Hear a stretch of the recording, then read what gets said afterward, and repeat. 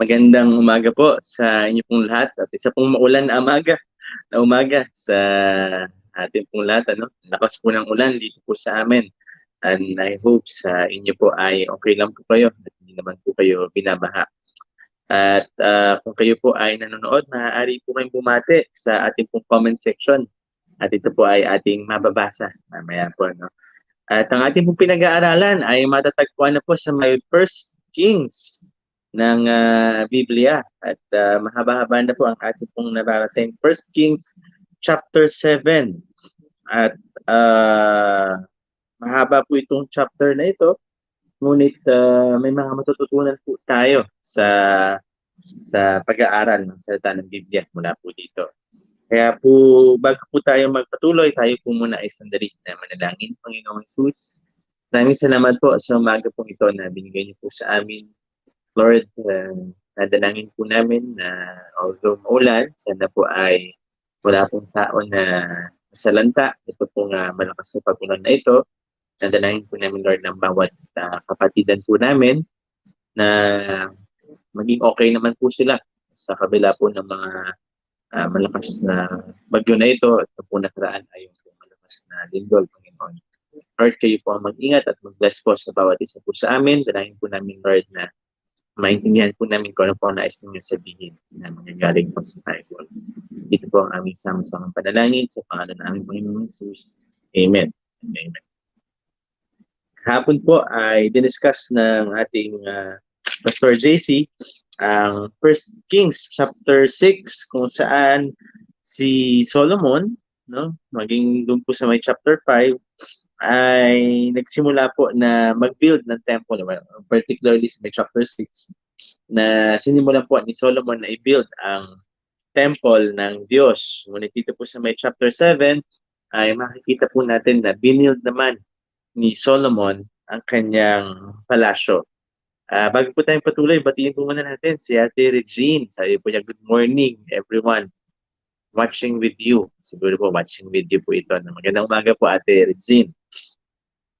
So, dito po sa chapter 7 ay yun naman pong palace ni Solomon ang kanya pong binild.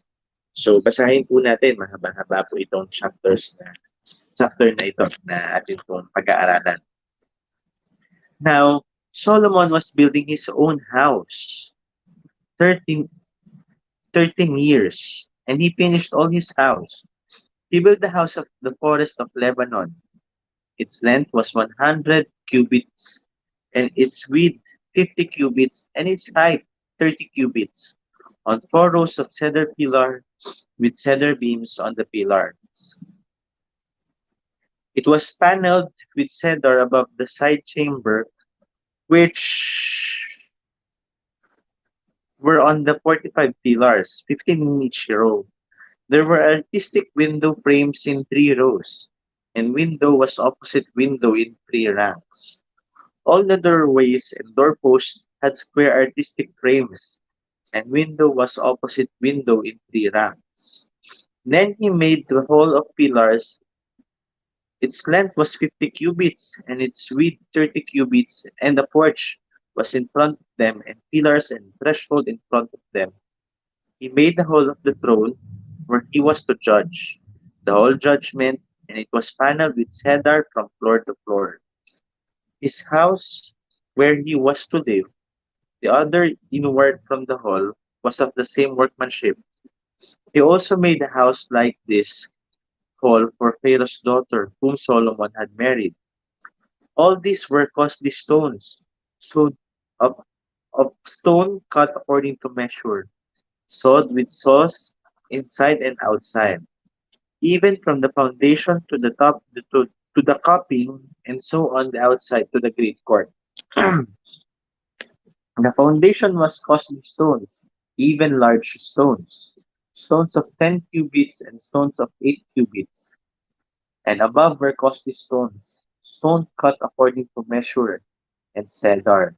So the great court all around had 3 rows of cut stones and a row of cedar beams, even as the inner court on the house of the Lord and the porch of the house. So yun po ay kung ano po yung naging itsura ng bahay po ni ni Solomon, yung kanyang palasyo. No? Ginawa po niya ito ng 13 years.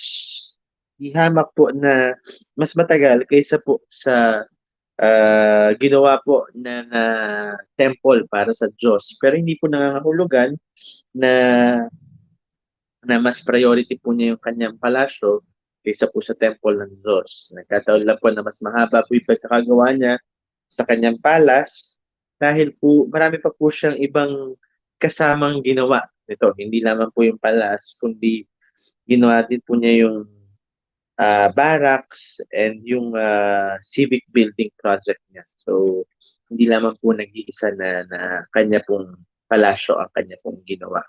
Kung hindi, marami pa pong iba nakasabay nito. Nakabahagi din po ng kanyang palasyo. Now, verse 13, King Solomon sent and brought Hiram from Tyre. So, kung maalala niyo po, siya po yung nasa may chapter 6 na diniscuss po kahapon ni Pastor JC. He was a widow's son from tribe of Naphtali, and his father was a man of Tyre, a worker in bronze, and he was filled with wisdom and understanding and skill for doing any work in bronze. So he came to Solomon and performed all his work, any work in bronze. So he came to King Solomon and performed all his work. He fashioned the two pillars of bronze. 18 cubits was the height of one pillar, and a line of 12 cubits measured the circumference of both. He also made two capitals of molten bronze to set on the top of the pillar. The height of the one capital was 5 cubits, and the height of the other capital was 5 cubits. There were nets of network and twisted threads of chainwork for capital which were on the top of the pillar, 7 for the one capital and 7 for the other capital. So he made the pillars and 2 rows around on the one network to cover the capitals which were on top of the pomegranates, and so he did for the other capitals. The capitals which were on the top of the pillar in the porch were of lily design, 4 cubits. There were capitals on the two pillars even above and close to the rounded projection which was beside the network, and the pomegranates numbered 200 in rows around both capitals. Thus, he set up pillars of the porch of the nave, and he set up the right pillar and named it Jachin, and he set up the left pillar and named it Boaz. Ang ibig sabihin po ng, ng Jachin ay he shall establish. Yun naman pong Boaz in its strength. No? So, he shall establish in its strength ang kabuuan. On the top of the pillar was lily design. So the work of the pillars was finished. Now he made the sea of cast metal 10 cubits from brim to brim, circular in form, and its height was 5 cubits and 30 cubits in circumference. Under its brim grounds went around encircling it 10 to a cubit, completely surrounding the sea. The guards were in 2 rows cats with turrets. Yung pong sea dito ay malaki po siyang tank. No? Malaki po siyang tangke ng tubig. Ito po ay dinesign para po magamit po ng mga priest for ceremonial washings. No? Ito po ay nilagay malapit sa may temple court, malapit po sa may altar ng burnt offerings. Ito po ay ginawa para po yung mga priest ay mahuhugasan po nila yung kanilang sarili bago po sila mag-offer ng sacrifice o bago po sila pumasok ng temple. So kasama din po ito sa ginawa ni Solomon through Hiram. It stood on 12 oxen, 3 facing north, 3 facing west, and 3 facing south, and 3 facing east. And the sea was set on top of them, and all the rear parts turned inward. It was a handbreadth thick, and its brim was made like a brim of cup as a lily blossom. It could hold 2,000 baths. Then he made the 10 stands of bronze. The length of each stand was 4 cubits, and its width 4 cubits, and its height 3 cubits. This was the design of the stands. They had borders, even borders between the frames. And of the borders which were between the frames were lions, oxen, cherubim, and on the frames there was a pedestal above. And beneath the lions and oxen were wreaths of hanging work. Now each stand had 4 bronze wheels with bronze axles, and its 4 feet had support. Beneath the basin were cast supports with wreaths at each side. Its opening inside the crown top was a cubit, and its opening was round like the sign of a pedestal, a cubit and a half. And also in its openings 3 were engravings, and their borders were square, not round. The 4 wheels were underneath the borders, and the axles of the wheels were on the stand. And the height of the wheel was a cubit and a half. Excuse me po.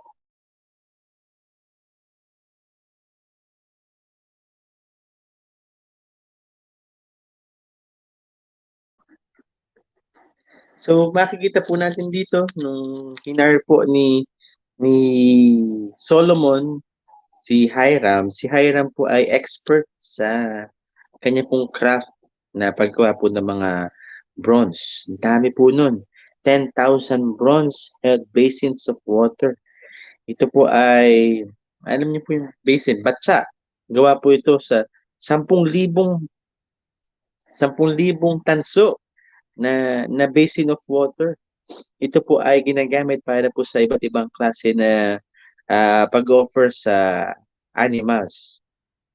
Ito po ay naigagalaw-galaw na sa gayon po ay kung kinakailangan po na ilipat-lipat ay magagawa po nila. So ah, maging yung basin, maging yung batsa na lalagyan ng tubig para po sa pag-offer sa animal ay nakadetalye po dito. At ito po ay gawa sa bronze. So ito pong ginawa ni Hiram, hindi na po ito yung tungkol sa palasyo ni Solomon, no?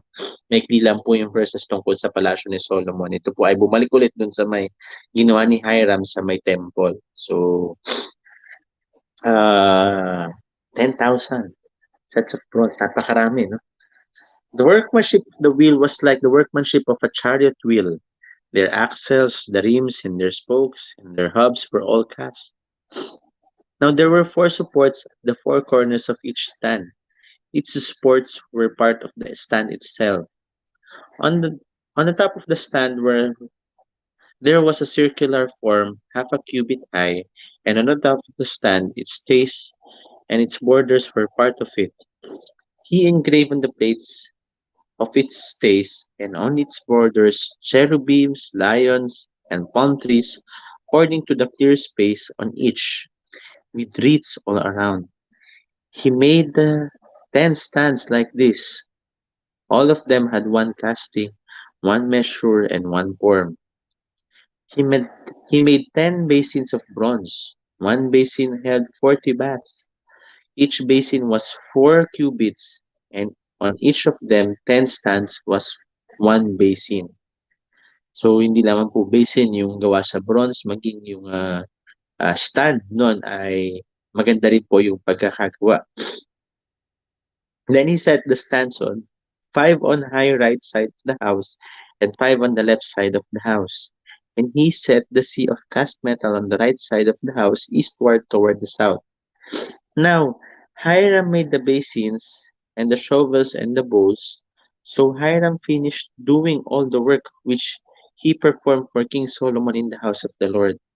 The 2 pillars and the 2 bowls of the capitals, which were on the top of the 2 pillars, and the 2 networks to cover the 2 bowls of the capitals, which were on the top of the pillars, and 400 pomegranates for the 2 networks, 2 rows of pomegranates for each network to cover the 2 bowls of the capitals which were on the tops of the pillars, and the 10 stands with 10 basins on the stand, and the 1 sea, and the 12 oxen under the sea, the pails, the shovels, the bowls, even all the utensils which Hiram made for King Solomon in the house of the Lord were of polished bronze. So, maging mga kutsara at tinidor ay gawa sa bronze, no?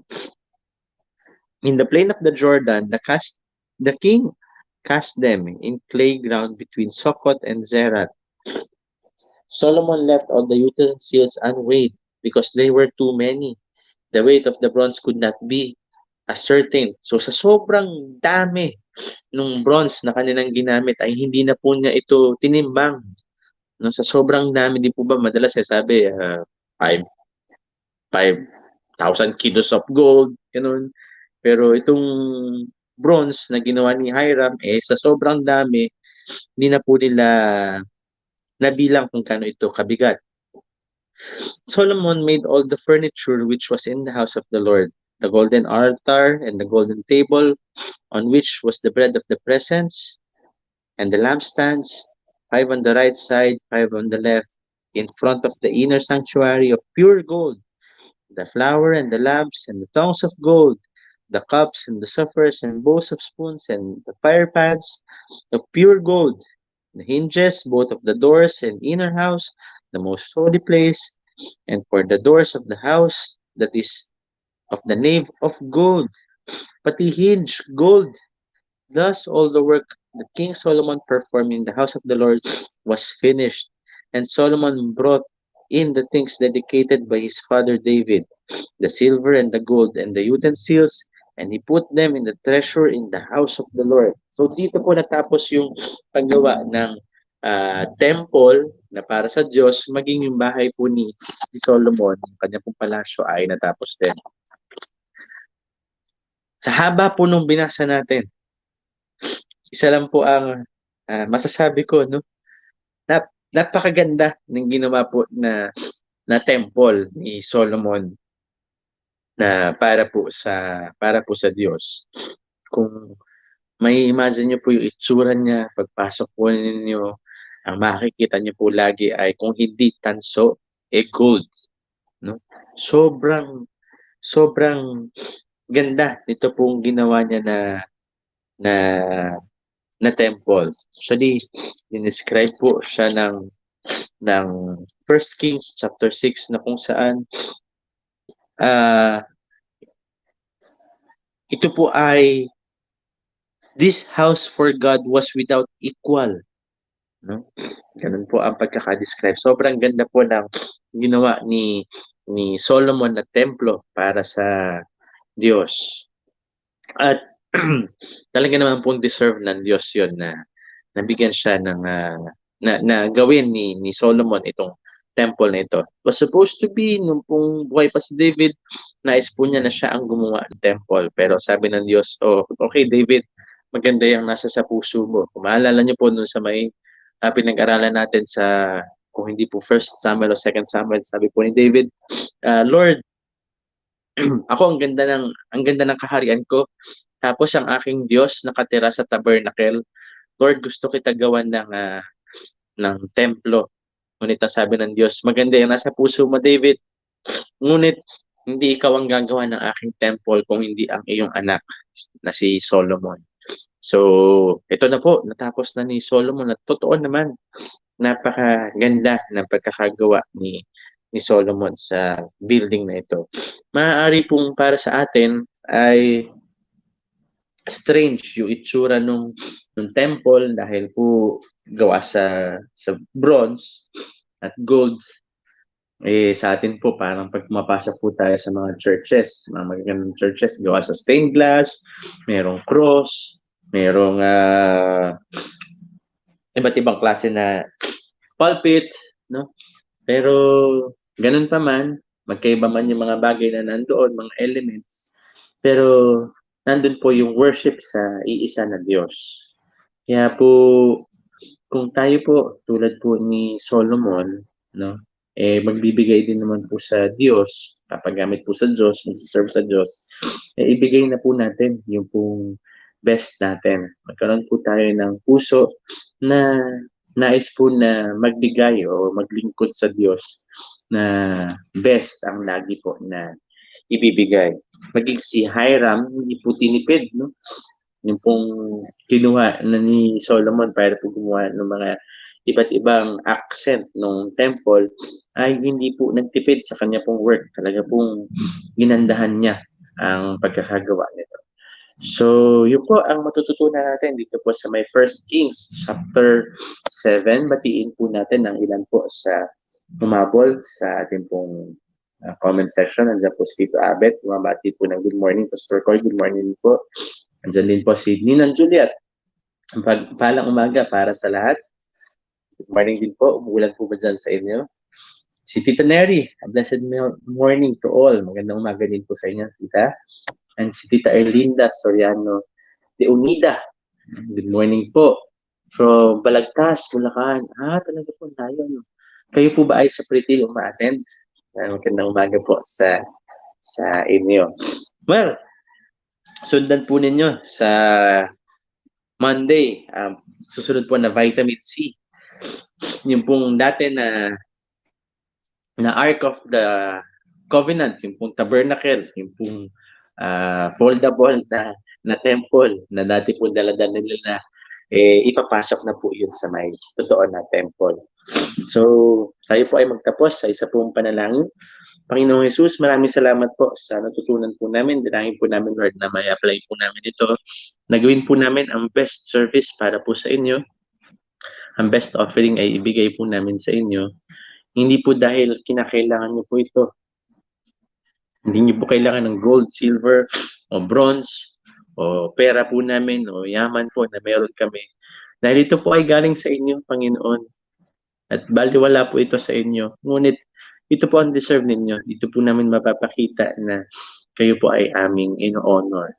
Higit po dyan, Panginoon, ay magkaroon din po kami ng buhay na magandang offering sa inyo.